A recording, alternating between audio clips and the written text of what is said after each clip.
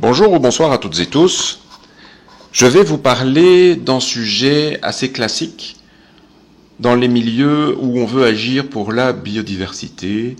C'est simplement de savoir si c'est pas trop tard. Donc, quand j'essaie de convaincre des gens d'agir pour la biodiversité, c'est-à-dire tout ce qui est le respect du vivant, je ne parle pas seulement des espèces, eh bien, il y a des gens qui me demandent, sans doute dans l'espoir que je réponde oui, et donc puisque c'est trop tard, on n'a pas besoin d'agir. Est-ce qu'il est encore temps de sauver la biosphère, les espèces vivantes, etc.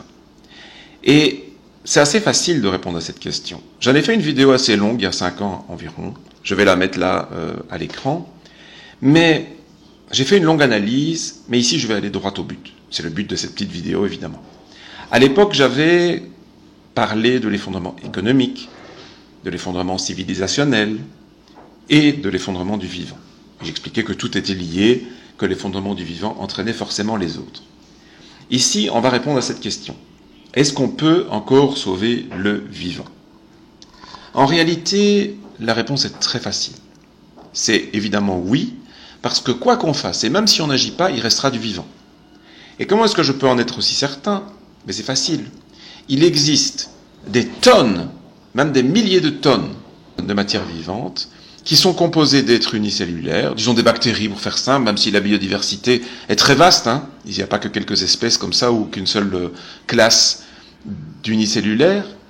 Il existe des masses de microbes, on va dire, donc de vie unicellulaire, j'insiste, notamment sous la mer, enfin dans les fonds de mer, où, quelles que soient les activités humaines, même les changements climatiques, ça n'affecte pas. Donc, même si on n'agit pas, et qu'on détruit tout, on rase toutes les forêts, on tue tous les animaux, ce serait une catastrophe. Enfin, j'espère que vous le ressentez comme moi. Mais ça n'arrêtera pas les vivants. Donc, si on considère qu'il y a un moment, soit l'homme aura disparu, soit l'homme aura changé de comportement et respectera enfin ce qu'il vit. On ne sait jamais. En tout cas, moi, c'est ce que j'espère.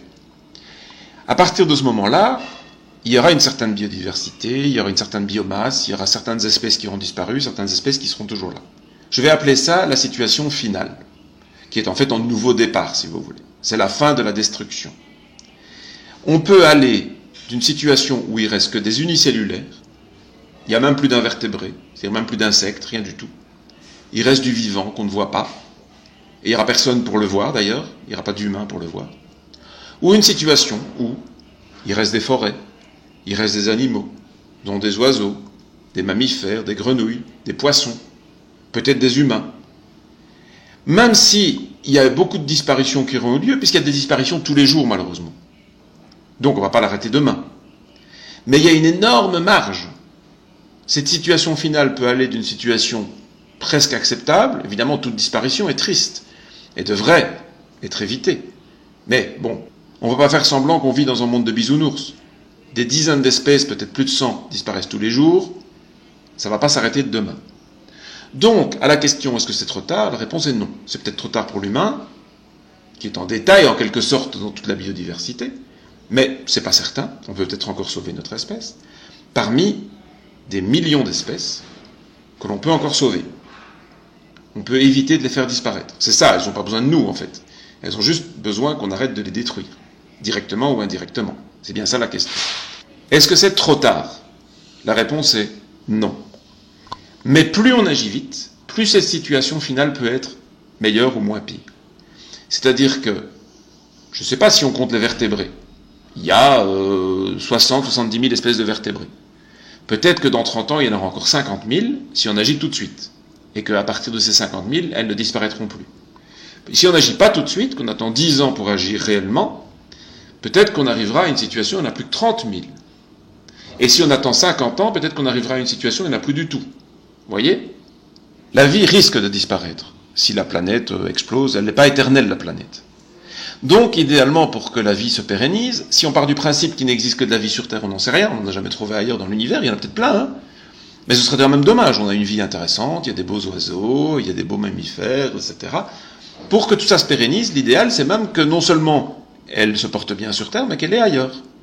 C'est d'ailleurs une de mes théories, c'est tout à fait une supposition, c'est que l'homme servirait à ça. On a été doté d'un grand cerveau, très efficace, pour exporter la vie sur d'autres planètes.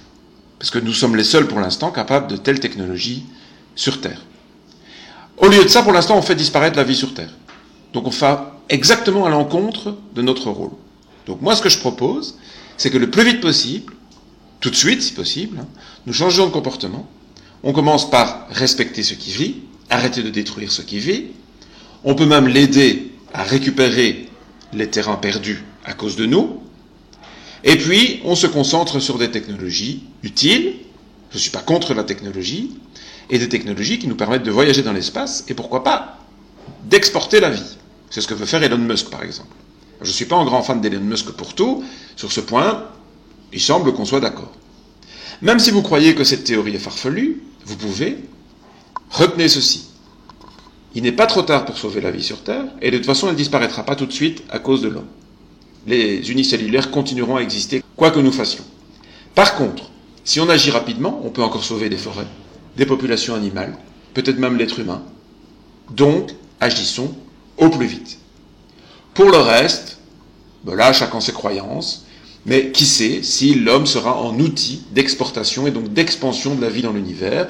Si jamais c'est la seule vie qui existe et que grâce à nous, elle peut s'exporter et donc se perpétuer éternellement, ce serait génial. Si à l'inverse, nous détruisons tout ce qui vit et qu'à cause de nous, non seulement la vie s'éteint sur Terre, mais s'éteint dans l'univers parce qu'il n'y en a pas d'autre, qui sait, on n'en sait rien, donc là je parle au conditionnel, mais on sera la pire espèce de l'histoire. Donc on peut être des héros pour le vivant, ou on peut être le pire cauchemar du vivant. Et tout dépend de notre comportement dès aujourd'hui. Je ne vais pas parler du comportement passé, c'est trop tard, on ne peut pas le changer, mais dès aujourd'hui, nous pouvons devenir une espèce respectueuse du vivant, donc de nous-mêmes au passage, et donc être utile, servir à quelque chose, et être une espèce constructive pour la vie sur Terre et la vie dans l'univers. Si vous voulez savoir quel est le fil conducteur de mes actions, c'est ça. C'est que notre espèce devienne respectueuse de ce qui vit. Et donc, offre un avenir radieux à la vie sur Terre, voire à la vie au-delà de la Terre, qui sait.